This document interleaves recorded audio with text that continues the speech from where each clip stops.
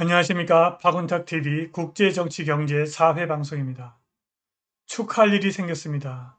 아리조나에서 진행되고 있는 포렌식 감사가 그분에 대한 공화당원의 압도적인 지지로 이어졌습니다. 공화당원의 70에서 90%에 가까운 지지로 이어졌습니다. 공화당원의 67%가 현직 대통령은 정당한 당선자가 아니라고 믿고 있습니다. 맥로린 앤 어소시에이트의 2024년 대선 예측에서 그분이 카멜라를 49대 45로 이겼습니다. 안녕하십니까. 박원탁TV 2021년 5월 25일 국제정치경제 4회 방송입니다. 오늘도 KBS, MBC, SBS와 종편방송이 보도하지 않는 중요하고 새로운 소식 전달해 드리도록 하겠습니다. 축하할 일이 생겼습니다. 아리조나에서 진행되고 있는 포렌식 감사가 그분에 대한 공화당원의 압도적인 지지로 이어졌습니다. 플로리다 주지사 데산티스가 빅텍에 매일 25만 달러, 2억 8천만 달러의 벌금을 부과하는 법안에 서명했습니다. 블랙 라이프스 매터에 대한 미국 사회 지지도가 급락했습니다. 아리조나, 조지아, 뉴햄시어 포렌식 감사가 그분에 대한 압도적인 지지로 이어졌습니다. 2024년 대선에서 그분이 카멜라 해리스를 49대 40으로 이긴다는 여론조사가 나왔습니다. 방송 시작하겠습니다. 구독 버튼, 알람벨 버튼, 좋아요 버튼 부탁드립니다. 구독하신 분들은 구독 취소 확인해 주시고 유튜브 프리미엄 신청 꼭 부탁드립니다. 공지사항입니다. 박운탁TV는 구독자님들이 자발적인 구독료로 운영됩니다. 많은 참여 부탁드립니다.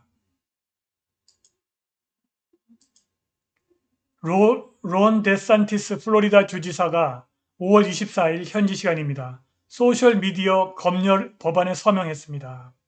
현지의 6 사우스 플로리다 보도에 따르면 데산티스가 소셜미디어 플랫폼이 소비자로부터 추출한 정보를 자의적으로 사용하고 소비자를 멋대로 대하는 방식을 규율하는 빅텍 기업의 행태를 규제하는 법안에 서명했습니다. 이 법안의 주요 내용은 소셜미디어의 사용자의 검열을 막겠다는 것입니다. 특히 이 법안은 정치 후보자의 계정을 정지하는 소셜미디어에게 매일 25만 달러, 2억 8천만 달러의 벌금을 부과합니다. 데산티스는 지난 2월부터 페이스북과 트위터 같은 소셜미디어 플랫폼이 보수적 이데올로기를 검열했다면서 소셜미디어에 대한 공격을 시작했습니다. 블랙 라이프스 매터 BLM에 대한 미국 사회의 지지도가 작년 여름 BLM이 주도한 폭동 이후 거의 수직으로 급락했습니다. 미국 사회가 정상으로 돌아오고 있습니다. 미국 사회가 지금 아리조나, 조지아, 뉴햄슈에서 벌어지고 있거나 벌어질 포렌식 감사를 정확하게 인지하고 있으며 2020년 선거의 도난을 인식했고 이제 그들의 불만을 표현하고 있습니다. 그들의 불만을 구체적으로 확인할 수 있습니다. 공화당 전국의회위원회 내셔널 리퍼블리칸 콩그레셔널 커미티가 역사상 가장 큰 규모의 기금 모금 행사를 갖기로 발표했습니다. 워싱턴 익제미너라고 하는 언론기관의 최근 여론조사에 따르면 2020년 중간선거에 대한 공화당원의 열성이 민주당원보다 무려 11% 높은 것으로 나타났습니다.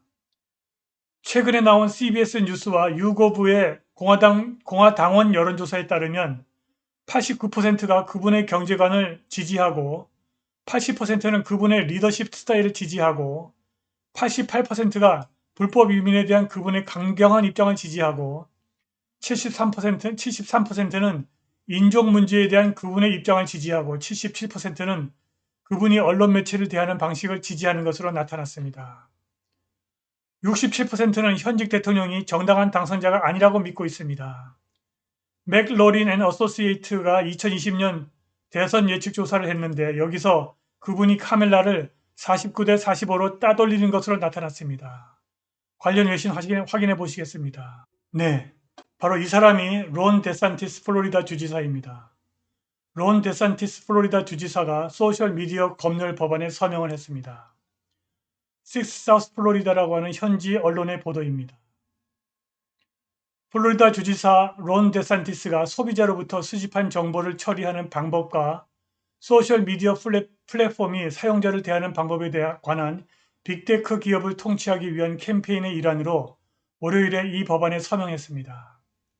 이 법안의 주요 골자는 소셜미디어 검열이라는 것을 단속하겠다는 것입니다. 이 법안은 또한 정치 후보자의 계정을 정지시키는 소셜미디어 플랫폼에 대해서 막대한 재정적인 처벌을 부과합니다.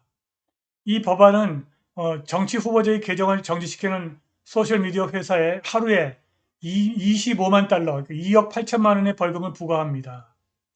데산티스는 지난 2월 달에 페이스북과 트위터 같은 플랫폼이 보수적인 이데올로기를 검열했다고 비난하면서 소셜미디어 회사에 대한 공격을 시작했습니다.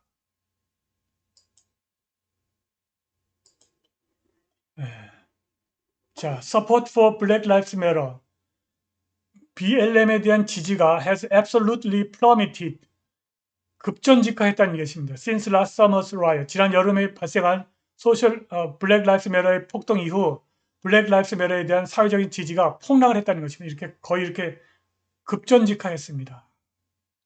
미국 사회가 정상으로 돌아오고 있는 것 같습니다. 자, 이것은 더 게이트웨이 펀딧의 웨인 루트 기자의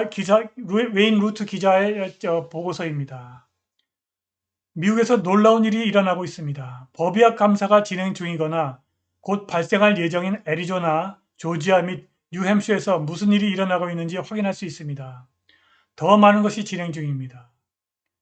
미국인들이 마침내 2020년 선거 결과에 대해서 심각하게 의문을 제기하고 있습니다.